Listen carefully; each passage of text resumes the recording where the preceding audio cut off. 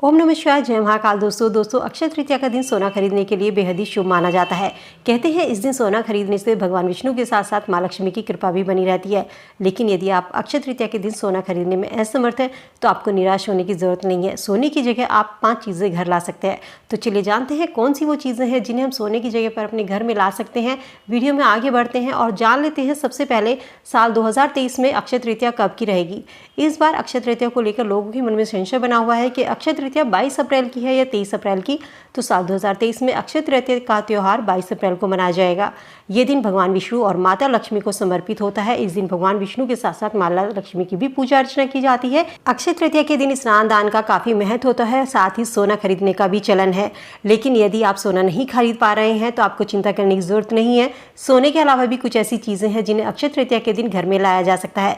इन चीजों को घर में लाने से माँ लक्ष्मी की कृपा से घर में सुख समृद्धि की कभी कोई कमी नहीं रहती, अन्न धन के भंडार भी भरे रहते हैं। तो चलिए जानते हैं सबसे पहले कौन सी वो चीजें हैं।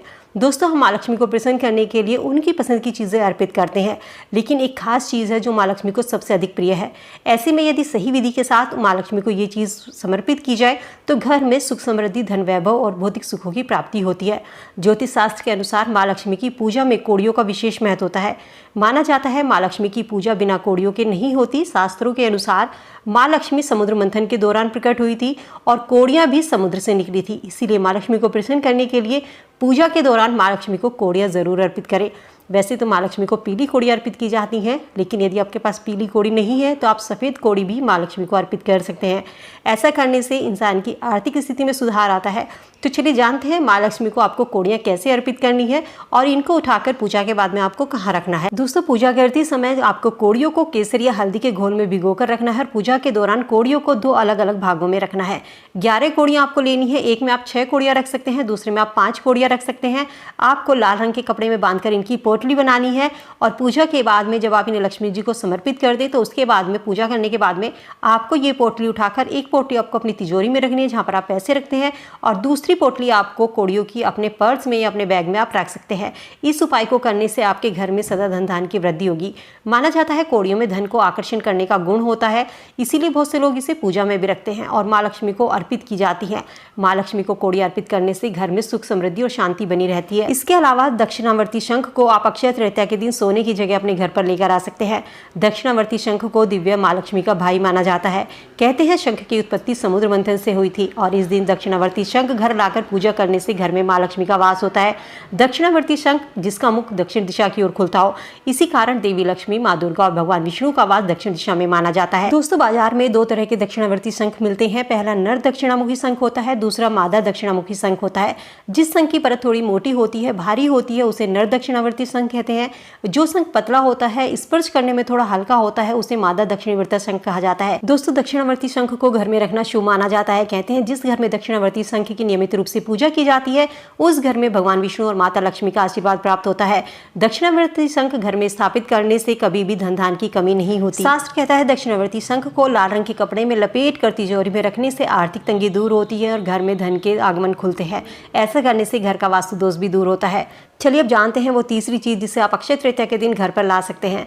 पानी वाला नारियल माता लक्ष्मी का रूप माना जाता है। जिसके पास एकाक्षी नारियल होता है उन लोगों पर माँ लक्ष्मी की कृपा सदा बनी रहती है। जीवन में कभी भी आर्थिक तंगी का सामना नहीं करना पड़ता।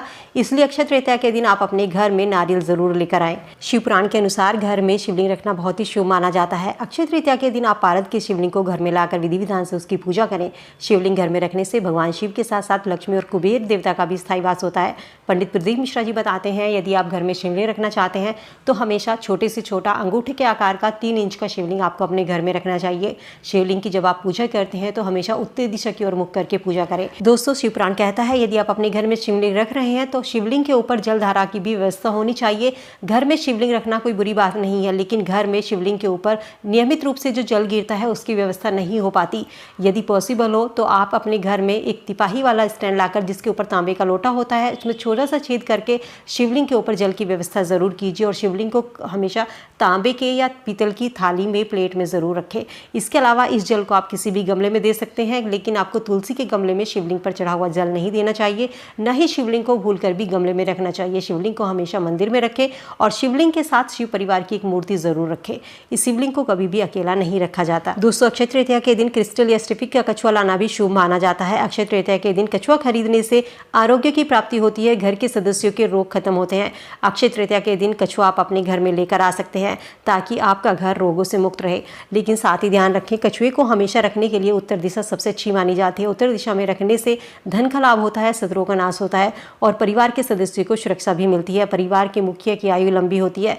यदि आप बिजनेस करते हैं और आप अपना बिजनेस बढ़ाना चाहते हैं तो कछुए का चित्र आप अपने मुख्य द्वार पर लगा सकते हैं। ऐसा करने से आपका बिजनेस दिन दूनी रात चुगनी तरक्की करेगा। आपके रुके हुए काम जल्दी बनने लगेंगे। घर के मुख्य द्वार पर कछुए का चित्र लगाने से परिवार में शांति भी बनी रहती है, घर का कलह कलेश दूर होता है, घर में नकारात्मक चीज़ों का प्रवेश नहीं होता, घर की नकारात्मक शक्तियाँ घर से दूर रहती हैं। धातु का कछुआ घर में रखने से लोगों का मूड भी अच्छा होता है। तो दोस्तों, इस अक्षय तृतीया पर यदि आप सोना नहीं खरीद पा रहे हैं तो ये छोटी छोटी सी चीज़ें लाकर आप अपने घर में धन धान की वृद्धि कर सकते हैं, माँ लक्ष्मी को प्रसन्न कर सकते हैं। उम्मीद करती हूँ वीडियो में दी गई जानकारी आप सबके लिए यूजफुल होगी। वीडियो से आप लाभ जरूर उठाएंगे। वीडियो अगर पसंद आई हो तो फ्रेंड फैमिली के साथ में लाइक शेयर कीजिए। चैनल पर पहली बार मेरी आवाज़ सुन रहे हैं, सब्सक्राइब करके बेल आइकन जरूर प्रेस कर लें ताकि हमारी वीडियो समय से आपको मिल सके। तो चलिए मिलते हैं नई वीडियो में नई जानकारी के साथ। तब तक स्वस्थ रहिए, खुश रहिए।